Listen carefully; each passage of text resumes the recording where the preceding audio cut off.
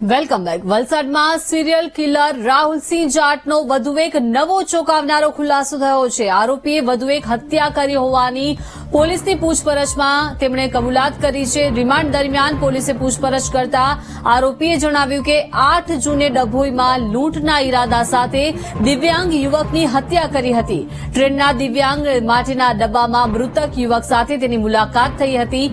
યુવક દિવ્યાંગ હોવાની ખબર પડતા તેણે લૂંટનો પ્લાન ઘડી નાખ્યો અને પ્લાનને અંજામ દેવા માટે દિવ્યાંગને લઈને ટ્રેનમાંથી ઉતરી ગયો હતો.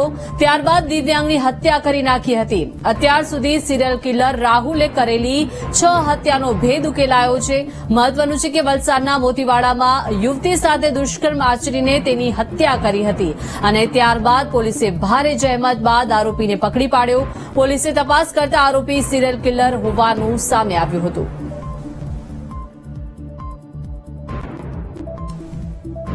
તો વલસાડમાં સિરિયલ કિલર રાહુલસિંહ જાટનો વધુ એક નવો ચોંકાવનારો આ ખુલાસો સામે આવ્યો છે. તેમણે અત્યાર સુધી 6 હત્યાના ભેદ ઉકેલી કાઢ્યા છે. તો વધુ એક હત્યાનો આ ભેદ ઉકેલાયો છે. દિવ્યાંગ યુવકને તેને મોતને ઘાટ ઉતારી દીધો. ડભોઈની આ સમગ્ર ઘટના કે જેને આ લૂંટના ઈરાદે દિવ્યાંગની હત્યા કરી નાખી. તો હાલ યુવતીના રેપ વિથ મર્ડર કેસમાં આરોપી રિમાન્ડ ઉપર છે અને એક બાદ એક ખુલાસાઓ થઈ રહ્યા છે પૂછપરછ દરમિયાન. ત્યારે આરોપીએ વધુ એક હત્યા કરી હોવાની પોલીસની આ પૂછપરછ દરમિયાન તેમણે જણાવ્યું છે. મહત્વનું છે કે રિમાન્ડ દરમિયાન પોલીસ પૂછપરછ કરી રહી છે અને આરોપીએ જણાવ્યું કે 8 જૂને ડભોઈમાં લૂંટના ઈરાદા સાથે દિવ્યાંગ યુવકની હત્યા કરી નાખી. ટ્રેનના દિવ્યાંગ માટેના ડબ્બામાં મૃતક યુવક સાથે તેની મુલાકાત થઈ હતી અને લૂંટ માટે તેની હત્યા કરી નાખી. વધુ માહિતી સાથે સંવાદદાતા માનવ જોડાઈ ગયા છે.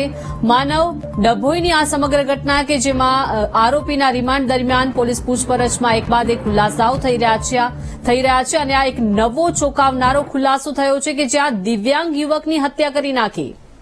આપણે જણાવવાનું કે જે આ રાહુલ જાટ છે તેના 10 દિવસના રિમાન્ડ દરમિયાન અનેક ખુલાસા થયા હતા. સૌ પ્રથમ જે હતું જે મોતીવાડા ખાતે જે યુવતી કોલેજની યુવતીની જે હત્યા થઈ હતી તે સૌ પ્રથમ ગુનો એને આચરેલો. ત્યારબાદ પોલીસે રિમાન્ડ દરમિયાન વધુ તપાસ કરતા અન્ય 5 એટલે કે ટોટલ 5 હત્યા થઈ હતી તેવું બહાર આવ્યું હતું. પરંતુ હવે આજે એક નવો ખુલાસો થયો છે કે જ્યારે અહીંથી જે હત્યાને અંજામ આપીને તે બરોડા તરફ ગયો હતો અને કારણ કે આ જે રાહુલ જાટ છે દિવ્યાંગ છે એટલે કે જે વિકલાંગનો ડબ્બો હોય છે તેમાં બેસતો હોય છે અને તેમાં બહુ ઓછી સંખ્યા હોય છે. 4-5 લોકો જે બેઠા હોય છે એમની સાથે મિત્રતા કેળવી હતી.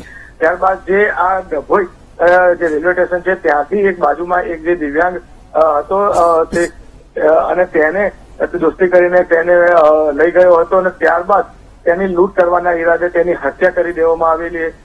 તે જે આ મામલો હતો એ વણ ઉકેલ્યો હતો. ડભોઈ પોલીસે આ મામલે તપાસ શરૂ કરી હતી પરંતુ અત્યારે જે રીતે વલસાડથી ખુલાસો થયો છે કે આજે રાહુલ જાટ છે તેણે આ 6થું મર્ડર કર્યું છે. એટલે કે તેને કોઈ પણ પ્રકારની દયા કે ભાવના હતી જ નહીં અને જે રીતે તેને કોઈ પણ પ્રકારની જે પણ આ જે ડબ્બામાં એકલો માણસ મરી જાય કારણ કે 2 મહિલાઓને સાથે દુષ્કર્મ કરીને તેની હત્યા કરવામાં આવી હતી.